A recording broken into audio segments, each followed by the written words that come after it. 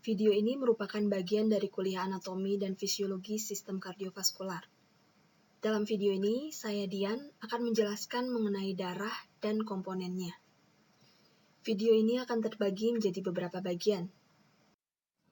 Pada bagian keempat ini, kita akan mempelajari mengenai jenis, struktur, dan fungsi dari leukosit atau sel darah putih. Secara umum, fungsi leukosit adalah untuk menjaga dan mempertahankan tubuh dari invasi patogen penyebab penyakit, serta toksin, dan juga membersihkan debris sel-sel atau sel-sel abnormal dan juga sampah-sampah. Berdasarkan tampilannya di bawah mikroskop cahaya, kita mengelompokkan sel-sel leukosit menjadi dua kategori. Yang pertama adalah granulosit, yaitu neutrofil, eosinofil, dan basofil. Kelompok kedua adalah agranulosit, termasuk di dalamnya adalah monosit dan limfosit. Kelompok pertama disebut sebagai granulosit atau granular leukosit karena tampak memiliki granul-granul yang jelas. Seperti kita bisa lihat di sini, ada granul yang berwarna biru keunguan, berwarna merah, dan berwarna lebih pucat. Granul-granul ini sebenarnya adalah suatu vesikel sekretorik dan lisosom. Agranulosit hanya menampilkan sedikit granul, bahkan tidak ada sama sekali. Penamaan granulosit dan agranulosit ini sebenarnya kurang tepat karena monosit dan limfosit meskipun tidak menampilkan granul di bawah mikroskop cahaya, sebenarnya juga memiliki vesikel sekretorik dan lisosom. Namun ukurannya lebih kecil sehingga tidak tampak dengan jelas.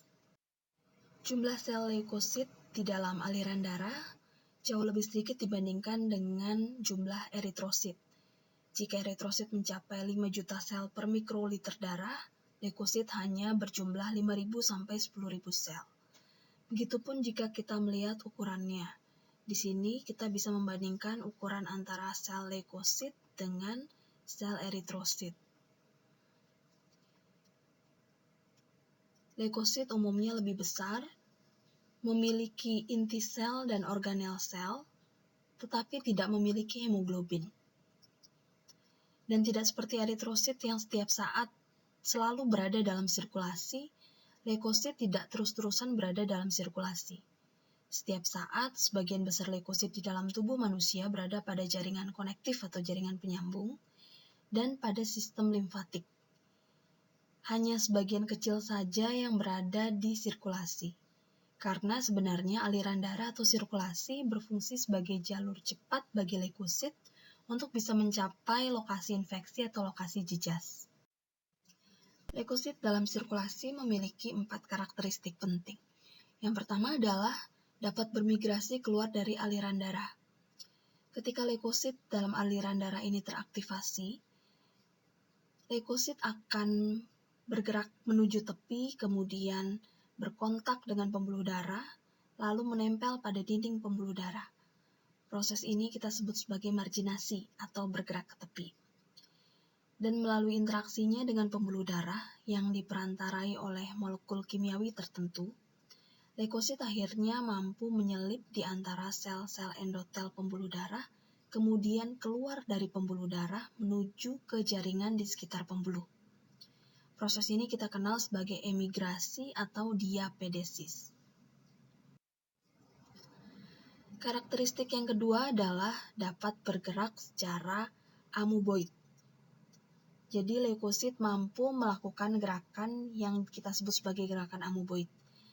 Gerakan meluncur ini terjadi karena sitoplasma dari leukosit mampu bergerak menjulur ke arah yang dituju. Gerakan ini dikenal sebagai gerakan amoeboid karena mirip dengan gerakan amuba, yaitu suatu tipe protozoa. Mekanisme ini terjadi karena terjadi rearrangement atau pengaturan ulang ikatan antara filamen aktin pada sitoskeleton atau kerangka sel dari leukosit secara terus-menerus. Dan untuk bisa melakukan gerakan ini, leukosit membutuhkan ion kalsium dan juga ATP. Motilitas ini memampukan leukosit untuk bergerak di sepanjang sel endotel pembuluh darah menuju ke jaringan perifer. Karakteristik yang ketiga adalah memiliki kemotaksis positif. Jadi semua leukosit dapat merespon mendekati stimulus kimiawi yang spesifik. Stimulus kimiawi inilah yang akan memandu leukosit untuk mendekat kepada patogen yang masuk ke dalam tubuh, atau ke jaringan yang rusak, atau ke leukosit lain yang aktif. Karakteristik yang keempat adalah leukosit memiliki kemampuan fagositosis. Jadi neutrofil, eosinofil, dan monosit memiliki kemampuan fagositosis atau menelan, baik itu patogen, debris sel, ataupun material lainnya. Neutrofil dan eosinofil terkadang disebut sebagai mikrofag. Ini untuk membedakannya dari makrofag yang lebih besar dan berada di jaringan penyambung. Makrofag sebenarnya adalah monosit yang sudah bermigrasi keluar dari aliran darah dan secara aktif melakukan fagositosis. Leukosit pertama yang akan kita bahas adalah neutrofil. Neutrofil merupakan jenis leukosit yang paling banyak dalam sirkulasi, yaitu sekitar 50-70%. Neutrofil yang sudah matang memiliki inti yang bersegmen dengan 2-5 lobus, sehingga neutrofil disebut juga sebagai sel polimorfonuklear. Neutrofil mengandung granula-granula yang bersifat netral, karena itu agak sulit untuk diwarnai dengan pewarnaan asam ataupun basah. Granula-granula ini berisi enzim lisosomal yang bersifat bakterisidal atau mampu membunuh bakteri. Neutrofil juga merupakan sel yang sangat aktif bergerak atau mobile.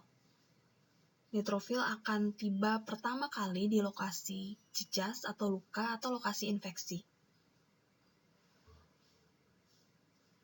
Sel ini sangat aktif dalam menyerang bakteri. Jadi terutama bakteri yang sudah ditandai dengan antibodi atau dengan protein komplement, yaitu protein yang terlibat dalam mekanisme pertahanan tubuh.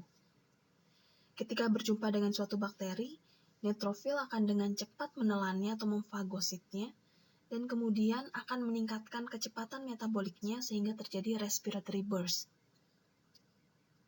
Respiratory burst adalah produksi agen-agen kimiawi yang akan sangat mudah bereaksi dengan bakteri dan sifatnya destruktif, antara lain hidrogen peroksida dan anion superoksida. Keduanya mampu membunuh bakteri. Dan sementara itu, vesikel yang mengandung patogen yang sudah ditelan juga akan bergabung dengan lisosom yang mengandung enzim pencerna serta peptida-peptida kecil yang disebut sebagai defensin. Proses fusi atau penggabungan antara vesikel dengan lisosom disebut sebagai degranulasi, karena proses ini akan mengurangi jumlah granula yang ada dalam sitoplasma neutrofil.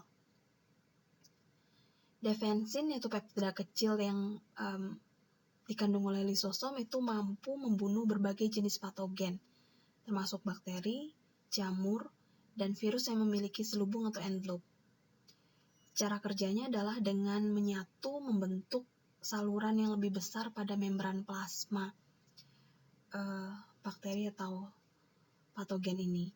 Kemudian enzim pencerna akan memecah bakteri yang tersisa. Selain aktif menyerang bakteri, neutrofil juga bisa mengeluarkan prostaglandin dan leukotrien. Prostaglandin berfungsi untuk meningkatkan permeabilitas kapiler pada area di sekitar jejas atau luka, dan akan menyebabkan inflamasi lokal yang membatasi area penyebaran infeksi atau luka. Yang dimaksud dengan permeabilitas adalah kemampuan kapiler untuk melewatkan zat-zat. Jadi semakin permeabel, semakin besar kemampuannya untuk melewatkan berbagai zat. Sementara leukotrien adalah suatu hormon yang akan menarik atau mengattract sel-sel fagosit lainnya. Kita ingat lagi, sel fagosit adalah neutrofil, eosinofil, dan basofil. Leukotrien ini akan menarik sel-sel fagosit lainnya dan membantu koordinasi respon imun. Sebagian besar neutrofil memiliki umur yang sangat pendek. Jadi di dalam aliran darah, neutrofil hanya berada sekitar 10 jam. Kemudian ketika dia keluar dari aliran darah dan teraktivasi untuk memfagosit patogen atau sel-sel sisa, maka usianya bisa 30 menit atau kurang. Dan setelah mencerna sekitar 1-2 lusin bakteri, biasanya neutrofil ini akan mati. Namun pelepasan materi yang dicerna oleh neutrofil ini nantinya akan menarik neutrofil-neutrofil lain untuk datang ke lokasi jejas. Nah, campuran antara sel neutrofil yang mati, debris sel, kemudian produk sisa lainnya, termasuk bakteri yang sudah dicerna itu, membentuk suatu materi atau massa yang kita sebut sebagai pus atau nanah yang diasosiasikan dengan luka yang terinfeksi. Jenis leukosit berikutnya adalah eosinofil. Eosinofil ini menyusun 2-4% dari leukosit yang berada dalam sirkulasi.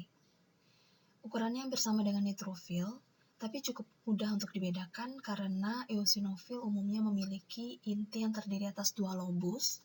Selain itu juga granulanya berwarna merah gelap pada pewarnaan dengan eosin. Selain dapat diwarnai dengan eosin, eosinofil juga bisa diwarnai dengan pewarna lain yang bersifat asam, sehingga eosinofil sering juga disebut sebagai asidofil. Eosinofil akan menyerang objek yang sudah dilapisi oleh antibodi, misalnya bakteri, protozoa, atau debris seluler. Eosinofil menyerang dengan cara eksositosis atau melepaskan zat-zat toksik, termasuk nitrit oksida dan enzim-enzim sitotoksik lainnya. Ini terutama efektif untuk melawan parasit multiseluler yang agak susah atau lebih susah untuk ditelan atau difagosit, misalnya cacing.